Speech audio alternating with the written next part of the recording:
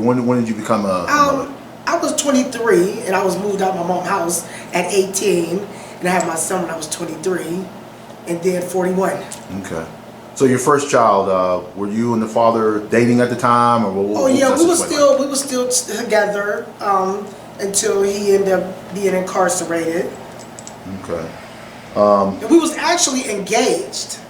A lot of people know, like my friends and close family members knew, like we was actually engaged all the way up to time, like he was incarcerated, even years after that. Right.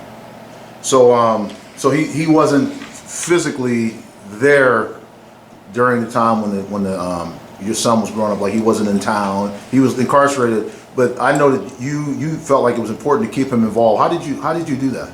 So we still had a relationship. Me and him still was tight. We still was friends. So what I did constantly was make sure I did the visits. I made sure I did the phone calls.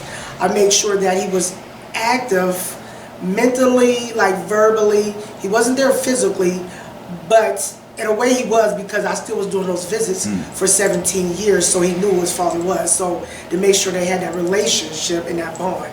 How often were the visits?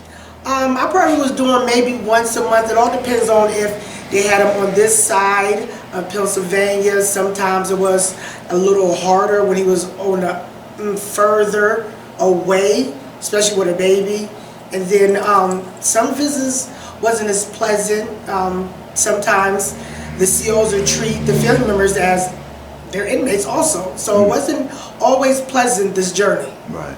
So what are some things the father was able to do with your son to, like, what were some things he did with him? So he sent them books constantly. So whenever he sent them books, my son always would have to do a dialogue, like, what did you think about this book? What did you think about that? So he made sure he stayed on it. He made sure he was asking questions about everything that was going on, making sure that he was staying on the right path. He was doing as best as he could being incarcerated. Right. So a lot of people would not do what you did. Like a lot of women or whoever was the main parent would not have did that.